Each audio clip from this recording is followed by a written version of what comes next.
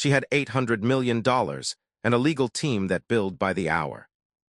That night she wore a borrowed coat and sat on a cold stone step with an empty paper cup. Not because she had to, but because she needed to know exactly who Owen Merritt was before she changed his life. He was a single father heading to his first date in 3 years. He had no idea the woman shivering outside that restaurant door was the one person who could give him back everything that had been stolen from him. He stopped to buy her coffee. That single act undid everything. What happens when one small act of kindness destroys a 10-year plan and quietly builds something no one expected? 3 years had a way of making ordinary things feel monumental. Owen Merritt had not disappeared from the world. He had simply traded one version of it for another. He ran a small construction outfit now. 4 workers, modest contracts, nothing that made the business section of any newspaper. He paid his bills on time. He picked Nate up from school every afternoon and made dinner most nights from whatever was left in the refrigerator. The boy was thriving, or close enough to it that Owen told himself so on the hard evenings. There had been a different life before this one. Owen had been 26 when he signed on with Vantage Design Group as a senior infrastructure architect. The kind of job that felt at that age like the beginning of something large. He was talented and he knew it, but he wore the knowledge lightly, which was part of what made people want to work with him. He had married Claire the following spring. She was a school teacher with a laugh that arrived without warning and stayed longer than the joke. When she was diagnosed during her second pregnancy, Owen threw himself into the Kessler project with the specific focus of a man who needs somewhere to put the parts of himself that can't be useful at a hospital. He worked nights, he worked weekends. He worked on a laptop Claire had bought him for his birthday at a desk in their apartment while she slept in the next room. The Kessler Riverfront proposal was the best thing Owen Merritt had ever built.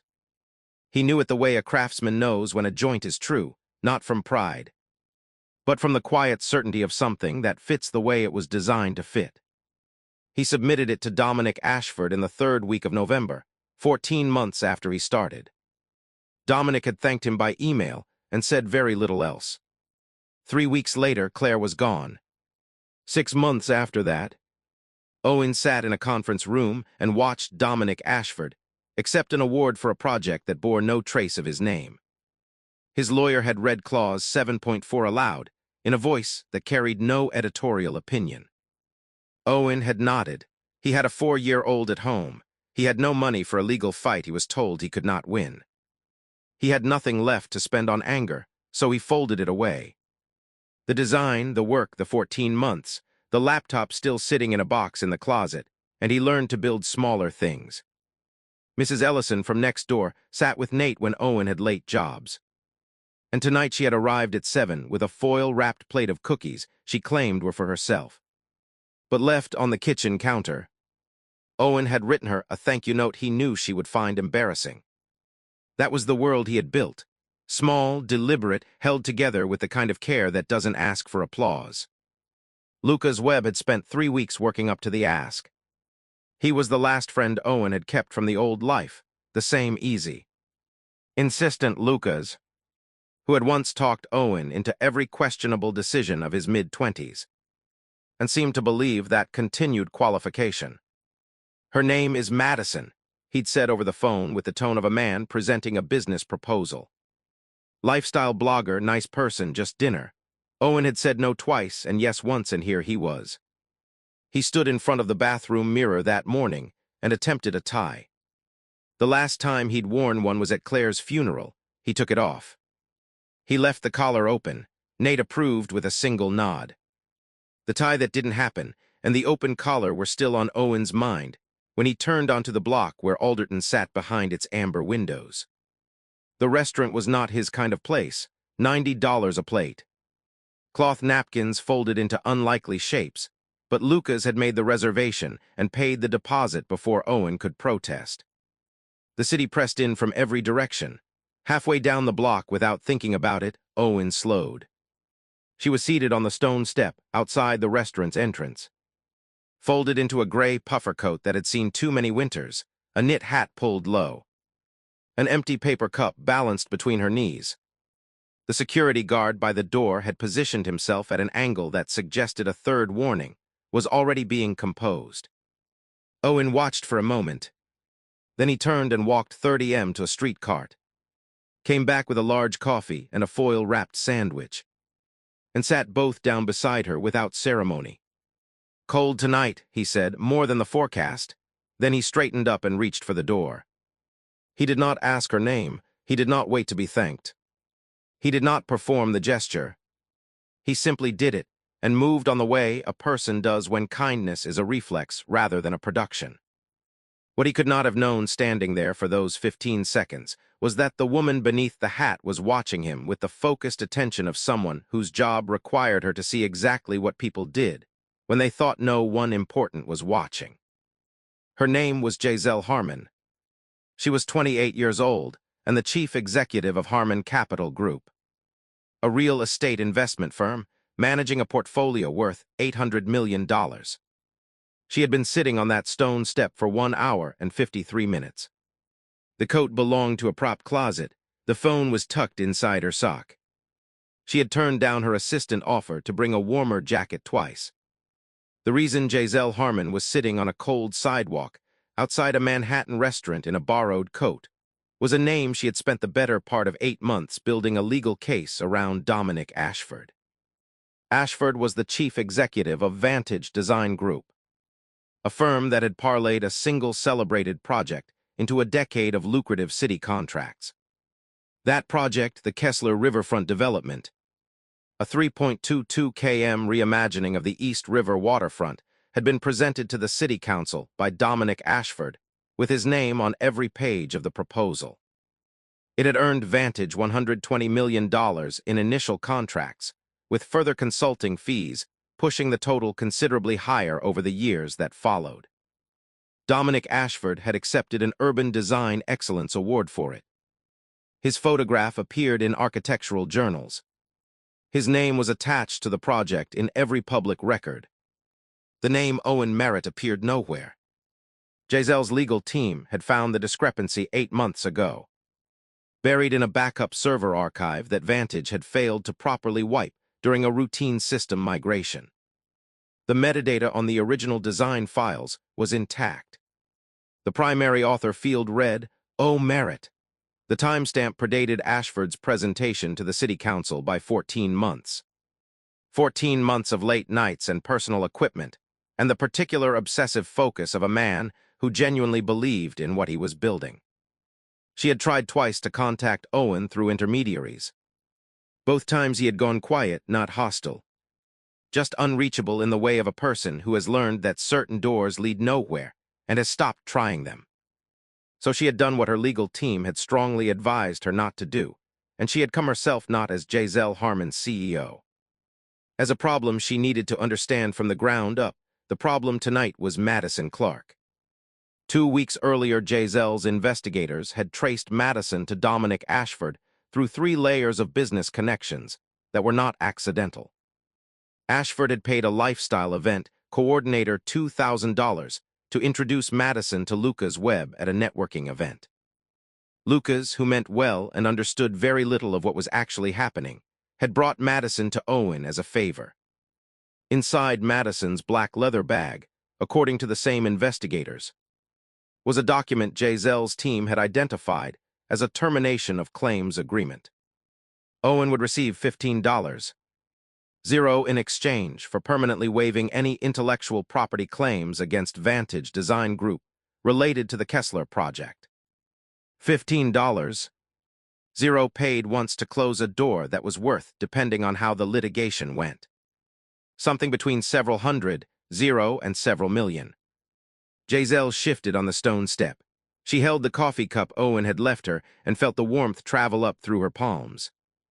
She had been watching through the glass since he walked in.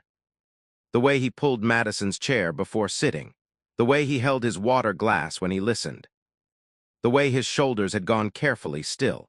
When Madison said something that landed wrong, she couldn't hear the words. She could read the posture. She had spent 15 years learning to read posture across boardroom tables. And what she saw in Owen Merritt's body language was not a man who was naive. It was a man who was tired. Tired was more dangerous than naive. Inside, the dinner had the surface texture of something pleasant. Madison Clark was good at her work. Owen would give her that, though he didn't know yet that it was work. She asked the right questions with the right timing, leaving just enough silence for Owen to fill if he chose to. She had ordered the duck.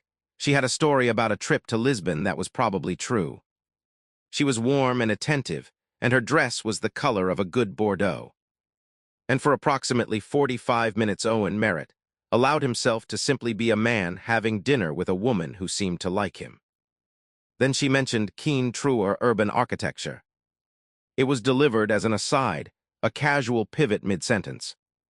The way a skilled angler changes lures without making a show of it. I read about the Kessler project once, she said, reaching for her wine. The riverfront one, that was Vantage design, right? Incredible work. Owen set his glass down. He did not say anything immediately. He looked at Madison the way a man looks at a road he recognizes. That was Vantage's project, he said. The words came out level, giving nothing. Right, Dominic Ashford. I saw him speak at a panel last week. She turned her wine glass slowly. Very impressive. Did you ever cross paths when you were there? Briefly, Owen said. The word did not invite follow-up. Madison read it correctly and moved on back to Nate. Back to the easy warmth, back to the practiced rhythm of the evening. Owen followed, or appeared to follow, but the stillness that had come into him at the mention of that name did not leave. It settled somewhere below his sternum, like a stone dropped into still water. He was still aware of it 20 minutes later when Madison reached into the bag on the chair beside her and set a manila folder on the table between them with the casual ease of an afterthought. I almost forgot, she said. This is embarrassing to bring up at dinner, but Dominic asked me to pass this along. He said there was a consulting fee from years back that was never properly settled. He just wants to close the file. Owen looked at the folder. He did not touch it. I'm not sure what consulting work he's referring to, Owen said. Madison smiled the smile of someone translating a no into a not yet. It's a pretty simple agreement, just a formality, really. The amount is $15,000, which he thought might be helpful given Madison. Owen's voice was quiet, not unkind, not particularly warm either. I read construction contracts for a living. I don't sign anything I haven't had reviewed. The smile held, but something behind it recalibrated. She reached for her phone under the table. The angle of her wrist was wrong. The small downward tilt of attention. Owen noticed it and said nothing. He had spent 3 years building things with his hands. And before that, he had spent 14 months designing something that was supposed to last generations. He had learned somewhere in those years the difference between a person who is present and a person who is performing presence. He picked up his water glass and waited. Outside on the step, Giselle watched through the amber glass as Madison's posture shifted and Owen went still. She had seen the folder go onto the table. She watched Owen not reach for it. Something unnoted slightly in her chest, not relief, not yet. She had read the metadata. She had built the case, but reading a file is not the same as knowing a person. And she had needed to know whether Owen Merritt was the kind of man who would sign something, because he was tired and needed the money, and had a 7-year-old at home. Some people were, she could not judge them for it, she simply needed to know. He hadn't signed, he hadn't even touched it. She stood up. The door of Alderton's opened, and the security guard looked up, and then looked again at the woman walking through it, because something in the angle of her chin and the direction of her eyes communicated without ambiguity that she knew exactly where she was going and had not come to be redirected. She walked to the table. Madison saw her first. The color that left her face did not leave. Gradually, it was immediate the way a screen goes dark. Owen turned in his chair, and what he saw was the woman from the step. Same gray coat, same knit hat now held in her hand. Hair that had been under that hat all evening. No lipstick, no pretense of any kind. Madison, Giselle said. Her voice was even pitched for the table and not the room. I think we need to talk. I don't know who you are, Madison said. The words were right, but the voice behind them was unsteady. Giselle took her phone from her pocket. the phone she had retrieved from her sock before standing up, because some preparations are worth the indignity, and held the screen toward Madison for 3 seconds. Not toward Owen, toward Madison. Whatever Madison read, there was enough. She pushed back from her chair. "I need to make a call," Madison said. "The bag stays," Giselle said, and the phone a pause that lasted longer than it should have. The waiter 2 tables over had stopped moving. Then Madison set her phone on the table and walked toward the back of the restaurant and did not come back. Owen looked at Giselle. Giselle looked at Owen. She pulled out the chair Madison had vacated and sat down in it, as though it were a seat she had reserved. Owen watched this with the expression of a man who has stopped expecting the evening to resemble anything he prepared for. "Who are you?" he asked. "Giselle Harmon, Harmon Capital Group." Owen was quiet for a moment. "Then how long were you sitting out there?" "About 2 hours. Why?" She sat her phone face up on the table between them and turned it so he could see the screen. It was a photograph of a document, a legal brief internally watermarked. The title printed in clean serif type across the top. Kessler Riverfront Original Design Attribution Dispute. Halfway down the page, highlighted in red, was a single line. Primary author O'Merritt. Owen did not speak. He looked at the screen, and then he looked at the wall behind Giselle's left shoulder, and then he looked back at the screen. "They know," Giselle said. "We know. And the folder on this table," she glanced at it without touching it, "is designed to make sure you can never prove it." He picked up the folder. He opened it to the first page and read the opening clause. His hand holding the paper tightened at the knuckles. She gave him the time to read. When he set it down again, he looked at her with an expression she had not anticipated. Not anger, not relief. Not the particular combination of vindication and grief that she had expected from someone who had been waiting years for a moment like this. What she saw was something quieter and harder to name.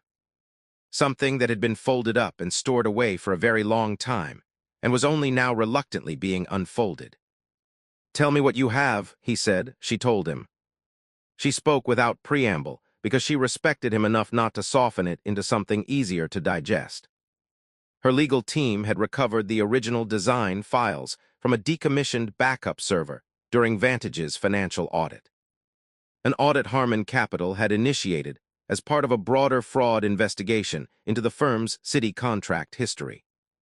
The metadata on the files was unaltered. 14 months of work timestamped attributed the primary author field had never been changed, because whoever managed the server migration had simply not thought to look that deep. Dominic Ashford had used Clause 7.44 of Owen's employment contract as a blanket claim of company ownership over anything produced during his tenure. But Giselle's attorneys had identified a limitation in that clause that Vantage's own lawyers appeared to have overlooked. It applied only to work produced using company resources during company hours.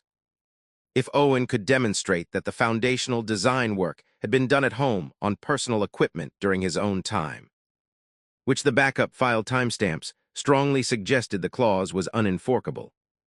"We have a neighbor," Giselle said, "from your apartment on Crane Street. A man named Walter, retired, 2nd floor. He says you had a light on in your home office most nights until 2:00 in the morning during the year before you left Vantage. He remembers because he had insomnia and used to see it from his window." Owen looked at her. "We also have a former roommate from before you were married. And we have timestamp data from the backup server placing the initial design concepts on a Thursday evening, a holiday. Vantage was officially closed. The files were created on a personal laptop based on the hardware signature in the metadata." Owen was very still. "The original drive," he said, "I still have it. We thought you might. Claire bought it for me." He said the name the way a person says a word in a language they no longer speak daily with the specific care of someone who does not want to mispronounce it. "My wife, she got it the same week I started the Kessler work. Birthday present." Giselle did not fill the silence that followed. She had learned in 15 years of negotiation that the most important thing a person can do in certain moments is absolutely nothing. "What is it that you want from me?" Owen asked finally. "We need the original drive as evidence to complete our fraud case against Vantage." In return, Harmon Capital's legal team will represent you at no cost in a separate intellectual property claim against Dominic Ashford personally and Vantage Design Group as a company. If we win, and based on what we have, I believe we will, you would be entitled to a percentage of the project revenue attributed to your design work. The Kessler project has generated approximately $180 million in total contract value over 6 years. Owen let that number sit in the air between them. They offered me $15,000, he said. Not with bitterness, with something closer to a man measuring the distance between 2 points on a map and finding it larger than he remembered. They offered you $15,000, Giselle confirmed. A couple at the next table was speaking in low voices about something unrelated to any of this. The candle between them bent slightly in a draft from the kitchen. Owen picked up the manila folder and placed it in the center of the table. Equidistant from both of them, you sat outside in the cold for 2 hours. He said in a borrowed coat, I'm guessing you could have sent a lawyer. I sent lawyers twice. You didn't respond. I didn't respond because I assumed it was another angle. I know, that's why I came myself in disguise in a code I borrowed from the prop department. Yes, Owen looked at her for a long moment, and the coffee. The coffee was not part of any strategy, Giselle said. Her voice shifted just slightly, just enough. That was just cold. Something moved across Owen's face. Not a smile exactly, more like the ghost of one that hadn't decided whether to stay. He reached into his coat pocket. His hand closed around the small red truck, held it for a moment, then released it without taking it out. I need to call the woman watching my son, he said. And I need to call my lawyer, of course. Her name is Claire, he said, then stopped, shook his head once briefly, the correction arriving before the words did. The woman watching him, Mrs. Ellison, her name is Mrs. Ellison. Giselle said nothing. She simply waited, the way you wait for a person to find their footing.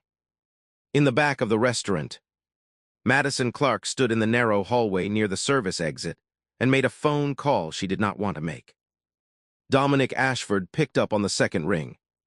She told two Nasui notes, so kept carefully flat, and there was a silence on his end of the line that lasted long enough to become its own kind of answer. Then he asked her a single question. She told him another silence. Then the call ended without a goodbye.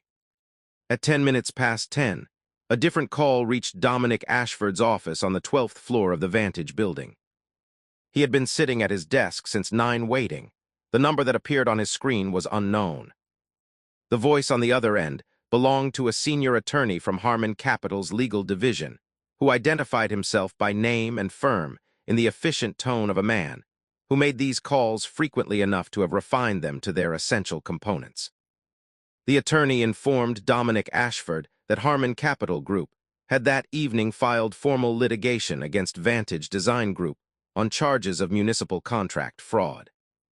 A court order had been issued requiring the preservation of all internal documents, digital records, and communications related to the Kessler Riverfront project. Additionally, Harmon Capital's legal team had accepted representation of Owen Merritt in a separate intellectual property claim. Mr. Merritt declined to sign the agreement presented to him this evening. The attorney added his counsel will be in touch regarding next steps. There was a pause, then, "Good night, Mr. Ashford." Dominic Ashford sat at his desk for a long time after that. The lights of the city spread out below the 12th floor in their ordinary way, indifferent to what had just changed. Madison did not return to the table. When Owen came back from his phone calls, Giselle was sitting alone with 2 glasses of water and the untouched manila folder. They stayed for another 40 minutes, not celebrating, not performing anything for the room, talking through the practical sequence of what came next. Owen had questions about the litigation timeline. He had questions about custody of the original drive and the chain of evidence. He asked twice whether the case was actually strong enough. Not the way a nervous man asks, but the way a careful one does. The way a person who has been disappointed by certainty before now approaches it with both hands out to feel for the edges. Giselle answered directly. She did not tell him it was guaranteed. She told him what the evidence showed and what her team believed, and where the vulnerabilities were, because she had found in her experience that people who have been lied to do not need reassurance. They need information presented honestly, and merit. She had concluded somewhere in the middle of that 2-hour wait on the cold step was specifically that kind of person. When they stepped outside, the wind from the river had settled into something that merely nipped rather than cut. Owen stood on the pavement and looked up at the Vantage building. He could see the 12th floor from here, the lights still on, as they always were. "I never walked past that building without crossing to the other side," he said. For 3 years, Giselle stood beside him and looked at it. "You don't have to do that anymore if you don't want to," she said. "Or you can keep doing it. That's also fine." Owen put his hands in his coat pockets. He felt the small, hard weight of the red truck against his fingers and held it without taking it out. "I need to get home to my son." Of course, a pause that was not uncomfortable. The city moved around them the way cities do, continuous and unaware. The agreement. Owen said, "Send it through my lawyer. His name is Ray Kowalski. He does mostly property law. But he'll know what to look at." Giselle nodded, and Giselle. He used her name for the first time. And something in the way he said it acknowledged all the strangeness of the evening without cataloging it. "I'm sorry you sat out there in the cold. You should have brought a better coat." "It was enough," she said. "The coffee was warm." He smiled then. Not the ghost of one, but an actual real smile. The kind that takes you slightly by surprise when it appears on someone who has been carrying weight for a long time. He nodded once. Then he turned and walked toward the parking garage 3 blocks north, hands in his pockets, footsteps unhurried. Giselle watched him go. Then she looked up at the Vantage building for a moment longer than was necessary and thought about all the things that look like permanence until they don't.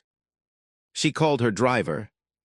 3 weeks later, the business press ran a 2-paragraph item about Harmon Capital's litigation against Vantage Design Group. It was buried in the financial section, not the front page.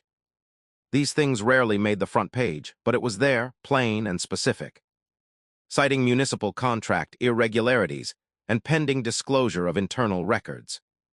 3 days after that, the City Council's Infrastructure Committee announced it had requested a review of all Vantage contracts issued in the previous decade. Dominic Ashford did not give a statement. Lucas called Owen on a Thursday evening while Owen was making pasta. "Did you have something to do with that?" he asked, meaning the news. Owen said he might be peripherally involved. Lucas was quiet for a while. "Then I got paid $2,000 to set that dinner up. I didn't know what it was." "I know you didn't," Owen said. "I'm sorry, don't be stupid." Owen pulled the pasta from the stove. "Are you free Saturday? I've got a foundation pour that needs an extra pair of hands, and I'm not paying market rate." Lucas said yes before the sentence was finished. Nate, for his part, had opinions. He had overheard exactly enough of the adult conversations happening around him to form a theory which he presented to his father on a Saturday morning over pancakes, with the air of a man presenting findings to a committee. "The lady who helped you," he said, "is she nice?" "She's complicated," Owen said, which was honest but nice. Owen thought about it. He thought about 2 hours on a cold stone step in a borrowed coat. About the way Giselle had told him the truth without softening it. About the small but definite shift in her voice when she said the coffee had been warm. "Yeah," he said, "I think she's nice." Nate absorbed this. "Are you going to see her again?" "Probably. We have legal things to work through." "That's not what I mean." Owen looked at his son across the kitchen table, 7 years old. Pancake syrup at the corner of his mouth, the red truck parked on the placemat next to his plate. There were days when the resemblance to Claire was a quiet ache and days when it was something else. Something that felt more like continuity than loss. Like a door left open instead of closed. This was one of the second kind of days. "I don't know yet," Owen said. Nate considered this the way he considered all things that required patience, which was with more patience than most adults managed. "That's okay," he said. "Slow is okay." Owen reached over and ruffled his son's hair. "When did you get so smart?" "Mom," Nate said simply and picked up his fork. Owen laughed. It came up from somewhere real, somewhere that had been quiet for a long time. Not the performance of a laugh, not the polite version, but the kind that arrives unexpectedly and feels when it does like remembering something you didn't know you'd forgotten.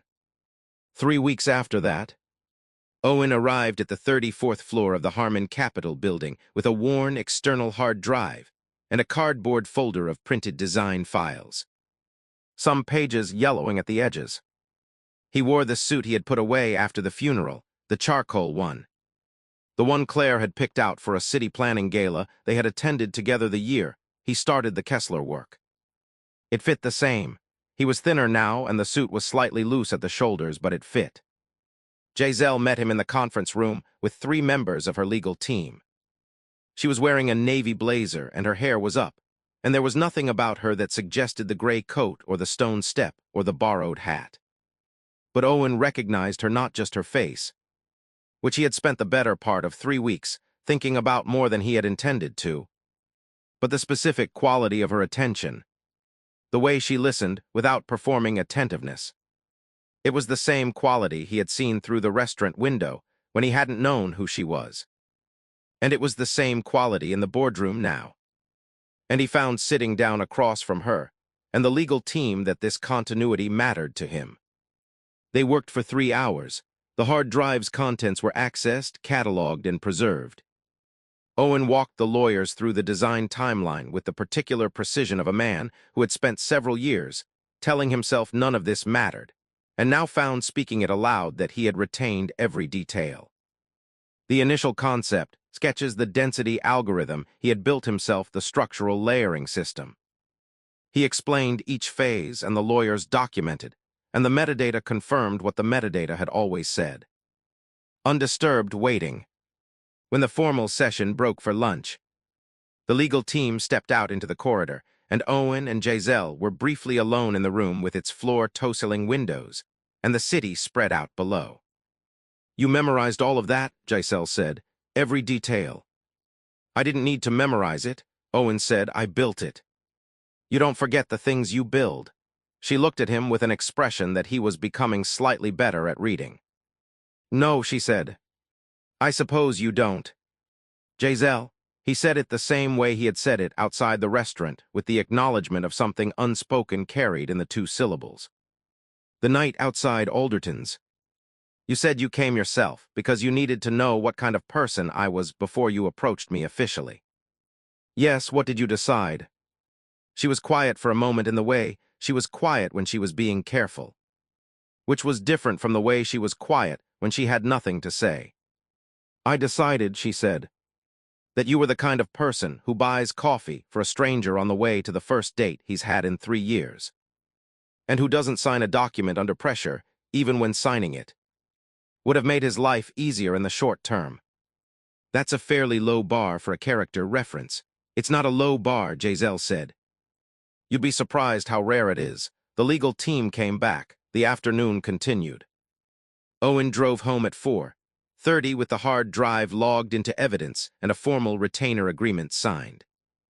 And somewhere between the 34th floor and the street, he allowed himself to believe carefully and without rushing that the thing he had built, not just the design but the 3 years after it, the small, careful life, the pancakes on Saturday morning, the boy who gave him a red truck to carry, when he was scared that all of it had been worth something all along. Even when it couldn't be proved, he picked Nate up from school at 5:00. The boy came running across the courtyard with his backpack bouncing and both shoes still tied, which was not always the case, and launched himself into his father's arms with the full confidence of someone who has never once doubted the arms would be there. "How'd it go?" Nate asked. "Good," Owen said. "Really good, really good." Nate pulled back and looked at him with the assessing expression he had inherited from somewhere and applied to everything. "You look different," he said. "Different how?" The boy thought about it for a moment. "Like you're not carrying something heavy anymore," he said. Then, before Owen could respond to this, he wriggled down and started toward the car. "Can we have tacos?" Owen stood for a second on the sidewalk outside the school in the late afternoon light, in the suit that still fit, even if it was a little loose. He thought about the hard drive sitting in an evidence vault on the 34th floor. He thought about a woman who had sat in the cold for 2 hours. Not because her lawyers told her to, but because she needed to see a thing for herself. He thought about the way Nate had handed him the red truck and said, "Take it with you in case you get scared," with the total certainty of a 7-year-old who has decided that his father is worth the gesture. The thing about dignity Owen had come to understand somewhere in those 3 years was that it did not announce itself. It did not demand to be recognized. It simply remained underneath everything. The loss, the exhaustion, the years of letting a certain kind of anger go quiet because Nate needed him steady. It remained the way a well-laid foundation remains. Even when the structure above it shifts, you don't know it's there until someone tests the ground. And when they do, and it holds, you understand something you could not have understood any other way. He caught up to his son and took his hand. "Tacos," he said. "Absolutely."